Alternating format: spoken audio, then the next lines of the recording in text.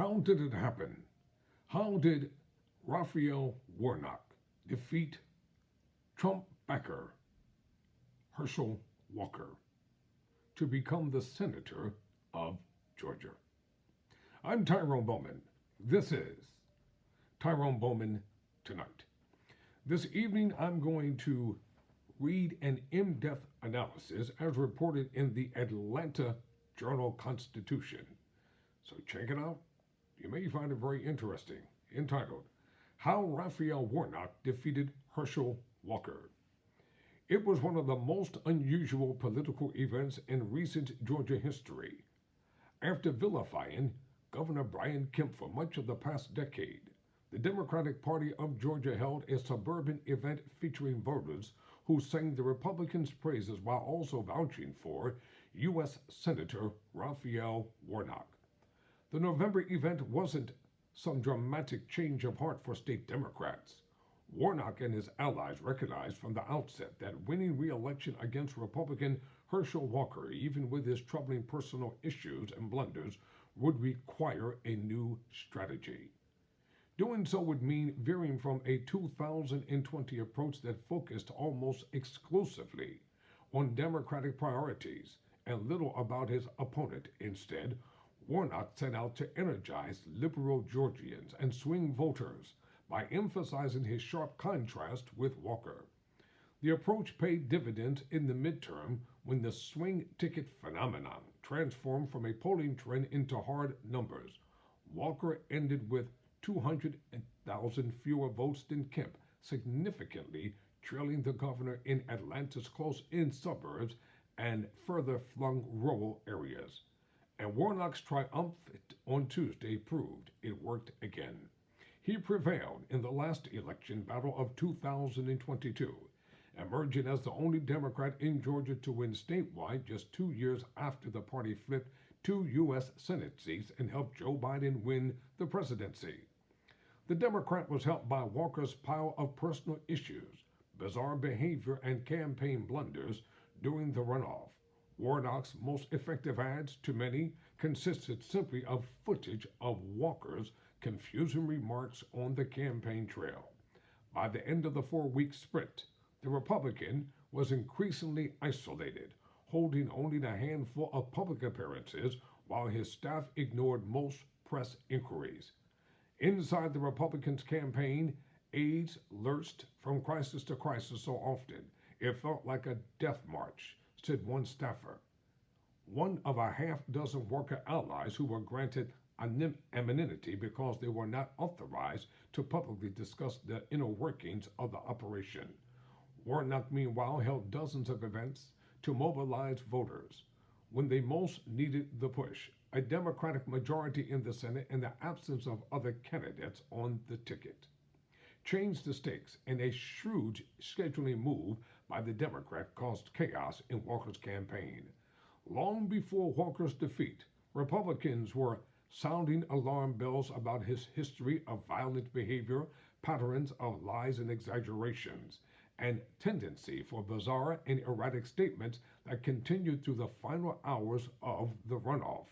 Herschel was like a plane crash into a train wreck that rolled into a dumpster fire and an orphanage, then an animal shelter. You kind of had to watch it squinting through one eye between your fingers, said Dan McLagan, an advisor to Agricultural Commissioner Gary Black, one of Walker's defeated rivals in the GOP primary. But Warnock didn't win simply because of Walker's background. Many Georgia Republicans and some others continued to back Walker, looking past his vulnerabilities and seeing a man who called himself a redeemed warrior of God, or one who at the least would be a reliable GOP vote. To overcome the stark support for his rival, Warnock had to motivate both liberal voters who formed the Democratic Party's base and middle-of-the-road Georgians who harbored concerns about both candidates. He steered clear of Biden, saying talk of the president's future should be left to the pundits. He spoke more on the campaign trail about work he had done with the Republicans in the U.S. Senate than allying with Biden, so often to the shock of supporters. And he cast the race as a referendum on Walker. This race is about competence and character, Warnock told Asian American voters in Midtown Atlanta days before the runoff. And on that front, my opponent, bless his heart, falls woefully short. His dual strategy was on display when he campaigned with former President Barack Obama to motivate the base and brought in the Dave Matthews Band for a concert in Cobb County to galvanize middle-aged white suburbanites who epitomized the swing voter base. I'm sure there's some operative out there when tasked with running a race against Walker who might have said, "We're just going to run as far left as we can. We didn't do that," said Quentin Fawkes, Warnock's campaign manager, "but we also didn't take our base for granted." One of his final and perhaps most effective ads spoke directly to both blocks of voters. It featured a split screen of voters reaching or reacting to Walker's bizarre statements. On the stump, one senior Republican called it the best I've ever seen. Walker did not collapse, said Jay Morgan, a former Georgia Republican Party executive director. He simply failed to make an energetic or reassuring argument to the base to vote as they did for Kemp to lead the ticket in November. Warnock, meanwhile, laid claim to the political center despite a liberal voting record. Jason Shepard, the former chair of the Cobb County GOP, marveled at Warnock's solid, focused, and disciplined campaign in contrast to Walker's failure to woo swing voters. Even Brian Kemp, going all out for Walker after he secured his own reelection, wasn't enough, Shepard said. Walker headed into the midterm with a different outlook. Kemp's rising poll numbers and expectations of a national red wave had the candidate and his strategist confident that he could or would notch an outright victory and avoid an unpredictable runoff. They had reason for optimism. Walker had wielded his Heisman Trophy winning past along with his blessing from Donald Trump to inoculate himself from controversies that would have doomed any other Republican contender. He weathered coverage about allegations of abuse of his ex-wife and other women, lies about his academic record and law enforcement experience, exaggerations about his business background, erratic statements, and the fact that he still lived in Texas shortly before he launched his bid.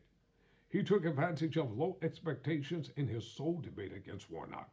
Even October reports that Walker pressured two ex-girlfriends to get abortions. Despite his call to outlaw the procedure, seemed to have little effect. He denied the claims, and many supporters saw it as a moment to circle the wagons. But even as Kemp cleared 53% of the vote and other Republicans scored solid victories, Walker lagged 4 percentage points behind the governor and finished trailing Warnock by nearly 40,000 votes. Georgia law required another round of voting if no one secured a majority, but the state's new voting law cut the runoff period from 9 weeks to 4 weeks. While Warnock's campaign spent weeks readying for the next round and lining up staffers, the prospect of competing without Kemp and other Republicans on the ballot terrified some Walker staffers. It was clear that one of Walker's biggest weaknesses was middle-of-the-road voters who had defected en masse to Warnock, voted for the third-party candidate, or just skipped the race altogether, but no campaign reset was underway. At one of Walker's first runoff events in Peachtree City, he delivered the same stump speech he had for months.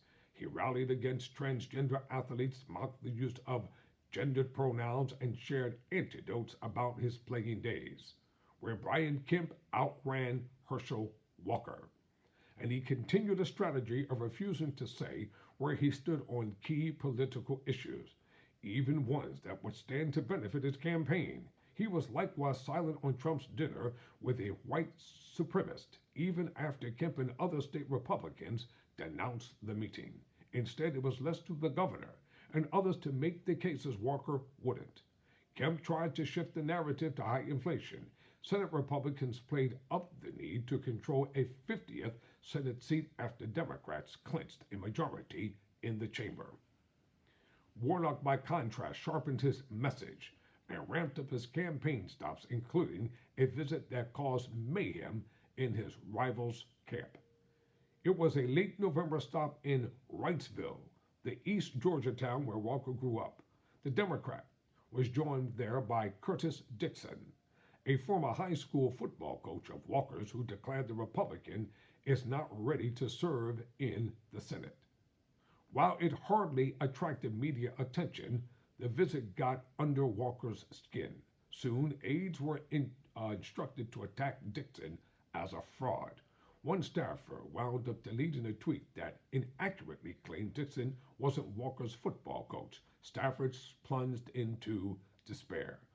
It was the best decision the Warnock campaign ever made, a Republican operative said. That was when staff realized we weren't going to get Walker to sharpen his message. We knew the trip was an attempt to distract us, and it worked. Meanwhile, Warnock continued to leverage his enormous fundraising advantage. He amassed more money than any other federal candidate this year to find new ways to mobilize the base and persuade middle-of-the-road voters to back him. One split-ticket voter, Josh Ducklow, was quoted in an Atlanta Journal-Constitution story saying he voted for Kemp and Warnock in November and intended to back the Democrat again because he wanted elected leaders who will get things done, not strut and squawk. Shortly after that, Ducklow received a call from a Warnock staffer who found his number and invited him to an upcoming event. When you have Warnock's resources, he quipped, there is no task too small to try. Walker's vulnerabilities were no mystery to Republicans. His name surfaced as a potential Georgia candidate after he spoke at the Republican National Convention in 2020, but he wasn't seriously seen as a rival to Warnock until former U.S. Senator David Perdue announced he wouldn't attempt a comeback. A few weeks later, Trump declared that Walker would be unstoppable, effectively freezing the Republican field as Walker took steps to run. Other well-known Republicans announced one by one that they wouldn't take him on. To be continued. I'm Tyrone Bowman. Never surrender, never.